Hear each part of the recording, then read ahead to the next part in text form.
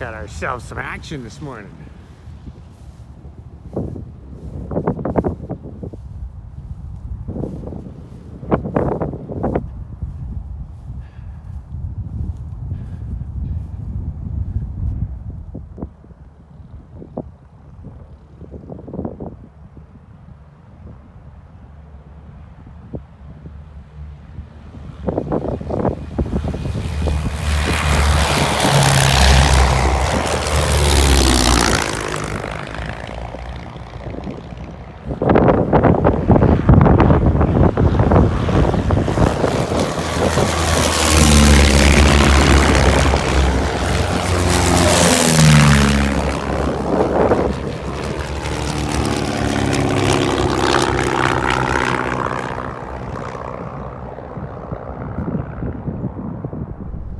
It is a beautiful day for a weekly report while we head to the scrapyard and get rid of a van this morning. So we're gonna haul a little scrap. We'll go to the shop, do an update on everything that's going on because there's a lot going on for us. We have new vehicles coming home. We have some of the unfinished projects coming back that we never got around to finishing. And I got some drama. I'll fill you in.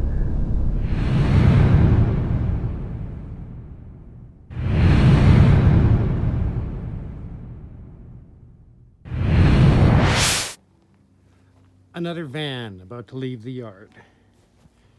There was 12 vans here for approximately 12 years. They have never moved. Nobody ever did anything with them. They all either had a blown transmission or a head gasket issue. Well, no more. Get rid of this, and there's one van left in the yard, and they are all gone. Done with vans. Can we make it on in one shot? I don't think I have enough downhill slope, but we'll give it a try.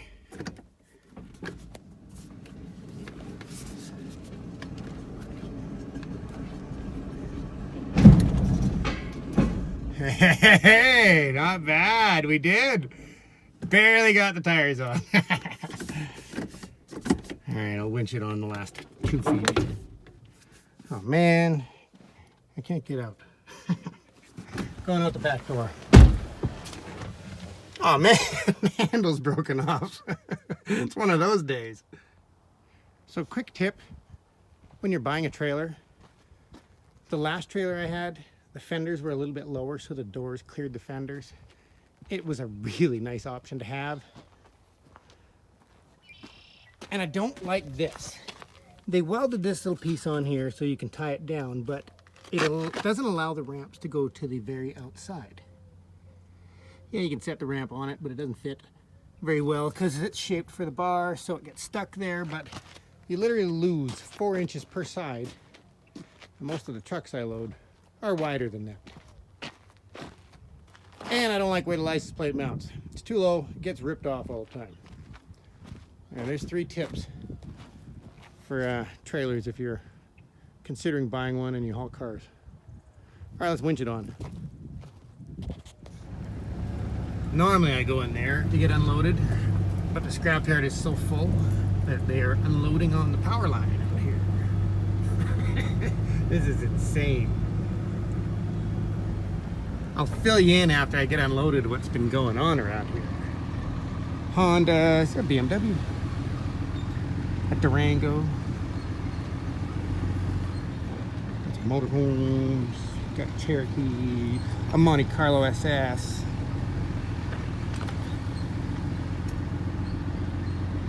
Got a Mazda. Got a Mazda. Oh, Chevy Sprint. A UPS van. Wow, they got a lot of fun stuff. All right, time to unload. So we brought that one yesterday, the blue Dakota. Brought that van with the big hole in the roof where the fork went through the roof. And there's the van we just brought this morning. So, oh look, another UPS truck. What's been going on, I guess, in the past week, our government, the BC government, raised taxes on used vehicles. You're now going to pay PST. So the taxes went up on all used vehicles, and they also, I don't know who's in charge of raising the price of scrap metal, whatever reason it is valuable, obviously wars and all that kind of stuff. But the price of scrap metal went from $110 a ton for a car to anywhere from $200 to $210 for a vehicle. So what that says to me is everybody's going to empty their yards for a couple of bucks because people are feeling the pain. But he's going to go make a bunch of money. That's why the scrap yards are filling up like crazy. But it also means that parts availability is going to get difficult. There's easily probably 2,000 vehicles laying around here now. So parts for vehicles from the 90s, 2000s are getting harder to find. That's for sure. So this is an 87 Chevy that my dad and I built for a customer. It's actually the customer who owns the little blue C10 on our channel. I'm going to say 12 years ago.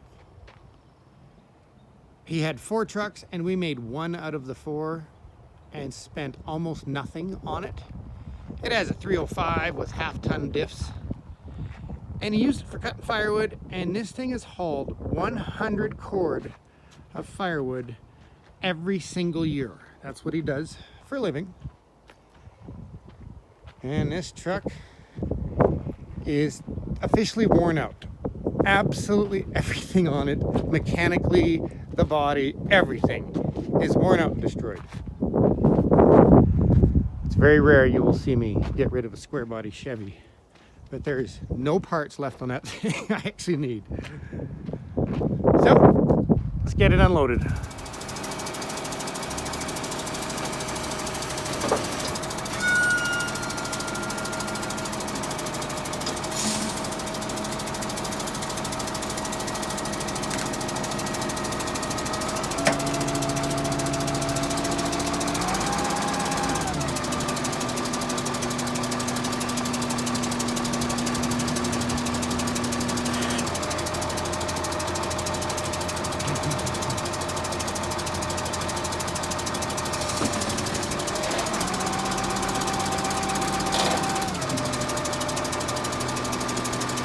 Kind of sad seeing the square body go away.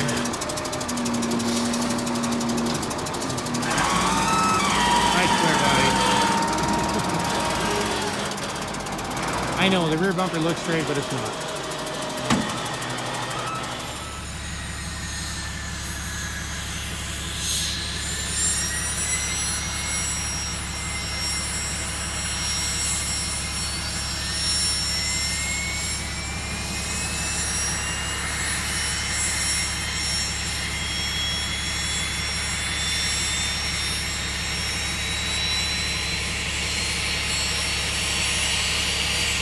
Yeah, currently stuck in rush hour right now. I can't get to my shop.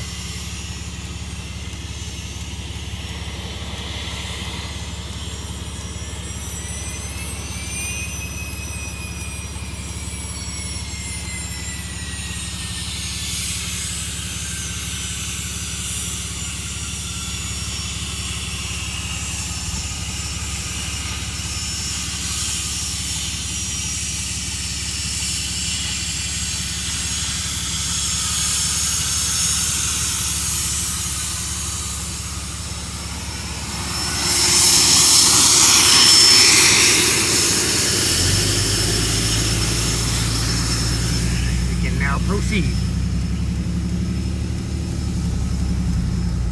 So those guys working on.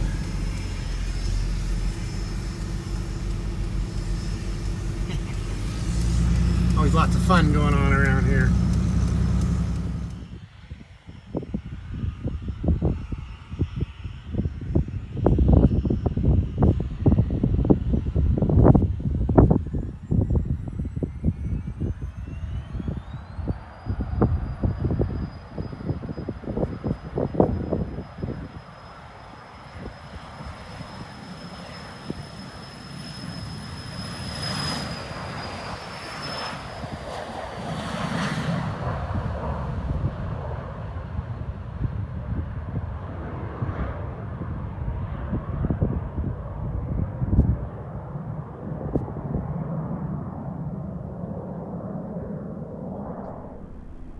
All right, we are at the shop. Time for an update on the projects. But before we get into that, I forgot I mentioned there's some drama going on. ATP is fine, but I need a home. I have been evicted from my beautiful home that I live in because it seems my landlord would like to move into it finally. And I have just over 2 weeks to find somewhere to live. And the price of housing has gotten so expensive that it's just ridiculous. It's around $5,000 for an entire house now in town. I'm seeing ads now for a 1-bedroom for rent for $665 a week. And that is highway robbery. I'm not doing it. I will live in a race trailer before I pay that. So we'll see. In a little over 2 weeks, I might be living in a trailer. All right, let's get into the project.